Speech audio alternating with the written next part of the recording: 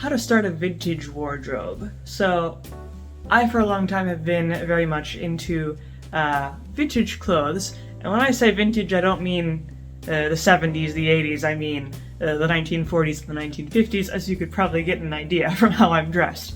So the thing about, collecting clothes from this period, or at least reproduction clothes, to get that authentic look, it takes a little bit of work because, if you type in, say, 1950s dress, there's a good chance that what pops up is not very authentic to what things actually looked like. You might get kind of like a Minnie Mouse sort of looking, clothes. That's not really what was going on. So I'm gonna kind of give you the rundown of kind of important tips and things to look for if you are interested in starting a kind of vintage wardrobe. So the first thing I'm going to say is, first, try to get very familiar with the type of vintage you're going for. 1970s is very different from 1930s, even from 1990s, which I guess is considered vintage by now, but because these different decades, and especially, the early part of the decade versus the later part of the decade, very different looks.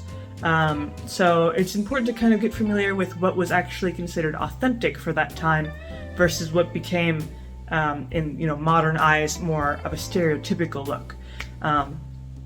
Because, like, for instance, the 1950s kind of fashion today is often very much confused with something called rockabilly, which is a type of 1950s fashion which is very much dramatized.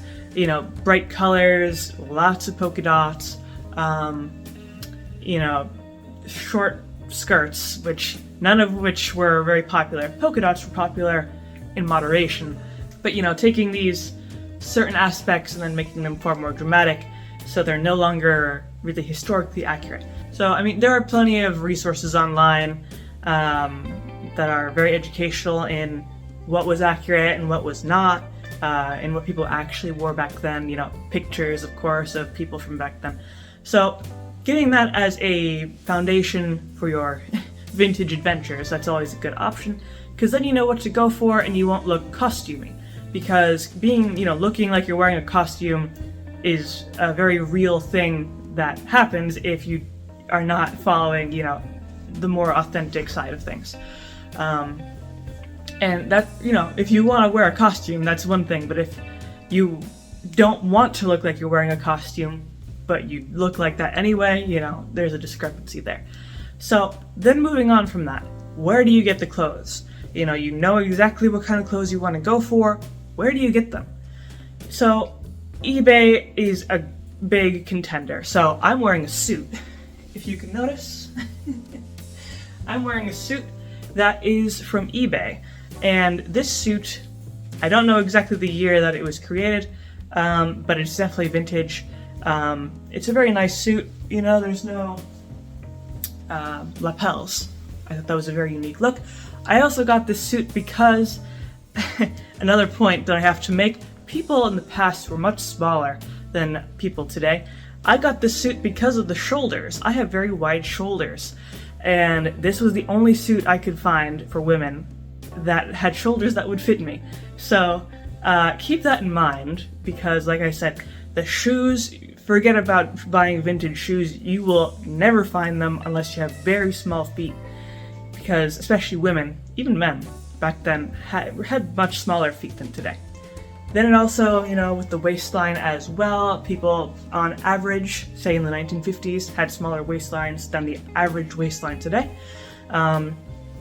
So, keep in mind. But eBay is definitely a good option for buying vintage items. But you do have to, watch out when you're buying from eBay, because there are some problems that you can run into. Specifically, you can't really get a good look about the quality of the clothes that you're trying to buy. So you have the description of the item and then the pictures, but neither may be very accurate depending on who you're buying from, which is a good idea to make sure that you buy from people that have very good reviews. because they usually tell you everything that might be wrong with it. You know, there might be holes in the fabric, there might be a weird smell, there could be tears, stains, you know, lots of things that could be wrong with old pieces of clothing. So, you know, you watch out for that because you don't want to waste your money on something that you can't really wear. Make sure it's in your size and all that good stuff. So there's then the problem of, what if you can't find what you're looking for, an authentic vintage item off of eBay, you know, for instance. In that case, because it can happen quite a lot, especially if you're looking for a more particular look, or if you're a certain size, you know, that sort of thing. The best thing you could do is go for vintage reproduction clothing. And I own quite a lot of vintage reproduction. In fact, this suit is just about the only true vintage thing that I own, almost. And everything else that I have is reproduction, because there are many benefits of vintage reproduction clothing. It's, you know, there are many sizes available for the same item, so you don't just have to hope you get lucky. So besides that, everything is new, you know, you don't have to worry about stains or smells or tears, and things like that. And there is a wide selection of things. Now, for example, I'm wearing this blouse, which is a reproduction of a 1940s wrap blouse, which, I mean, you could see it's a wrap here, which is very nice. It's a very nice light fabric. It's created, I believe, off of an authentic 1940s vintage sewing pattern. So it's very authentic. It has kind of these puffier sleeves, nice collar, the wrap, these kind of pleats here, shoulders, you know.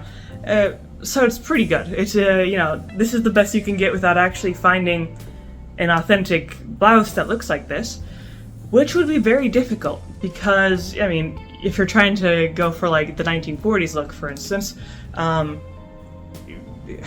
many times are you going to find a blouse untouched from that period? You know, either it smells awful because it's been sitting around in a dank area, it's stained, it's torn up, because, you know, the fabric is on the thinner side, so, but vintage reproduction is great. So you can get that look without having to do a treasure hunt.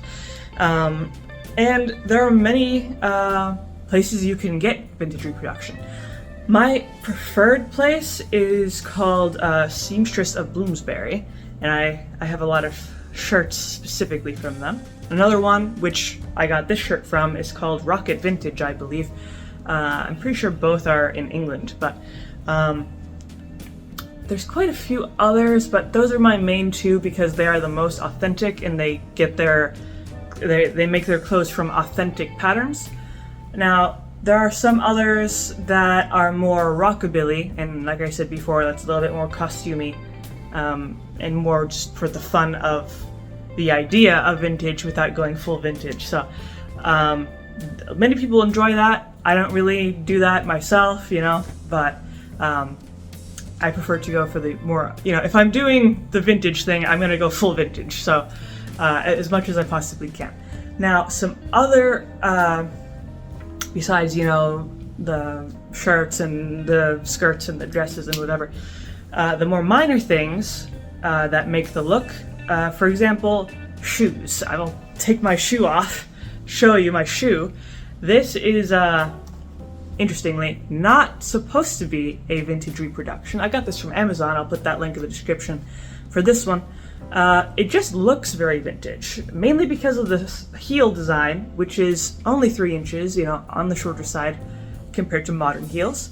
It's a thicker heel, which is another difference, and most importantly, if you can notice, the heel curves slightly inwards.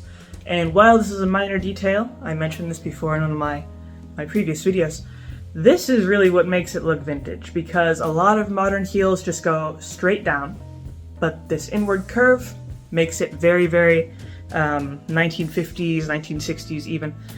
So this is just a really good option for that. Then, I can't show you because I'd have to dislocate my hip. Stockings. I might have shown it in one of my other clips so far, but vintage stockings are, if you're going for the full vintage look, you pretty much gotta wear the stockings. And the thing that makes the vintage stocking, I'll put the stockings I'm wearing, which is from what Katie did, I'll put that down in the description as well. It's the seam down the middle, plus the reinforced heel.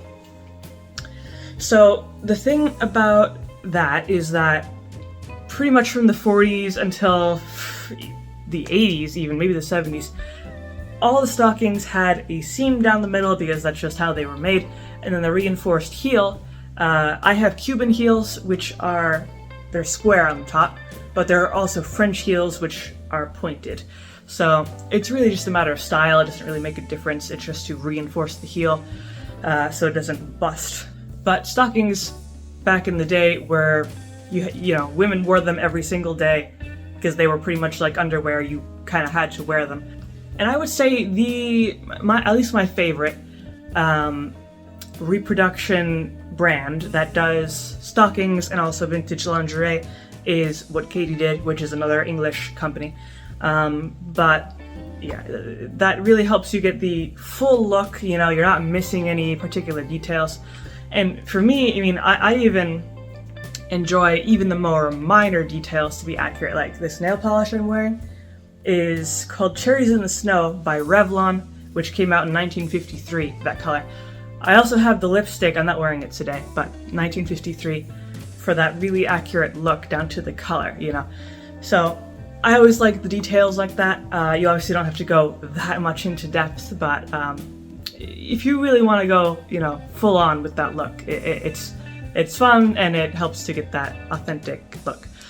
Then I would say when, putting together your vintage wardrobe, think about what your first pieces are going to be. Do you want to buy a dress, a blouse, a skirt, something, pants? So have an idea of some of the foundational things you want to buy and start with, because then once you have those, it's very easy to start branching out and, getting into the look. And it's also important to remember that, once you compile this wardrobe, you don't have to dress vintage every single day of your life. Because I do not, sometimes it's too hot outside, I'm just like, I'm gonna wear a t-shirt and some shorts, But other times, I'll wear something like this, and, just have fun with it. But another thing to consider is that when you do dress vintage, you don't have to go 100% all the time, because I don't do that all the time either. Sometimes I'll wear, a vintage style blouse, but then modern pants, or vice versa, or, incorporating the modern with the older style, just to make it easier, or if I don't feel like doing the whole thing. So, that sort of thing. And mixing the two styles can work very well if you want to go for a very unique sort of look. So really it's in your own freedom to experiment with that. Like, even for me, there are certain kind of vintage staples that I have not done and probably will not do. For example, hats. Women in the 50s wore, pillbox hats or fanciers or something like that. I have never done that and probably never will, just because it's a little too much for me. It attracts a lot of attention when you wear a hat like that because it has not been in fashion for a very long time. But with other things, this blouse, you could kind of get away with it being a little bit modern on the fancier side, if you're kind of shy about getting too much attention. But those are pretty much my main tips for learning how to start a vintage wardrobe. So hopefully these tips were helpful. If so, of course, you can leave a comment, leave a like, maybe subscribe, and I make videos throughout the week, so stick around for those.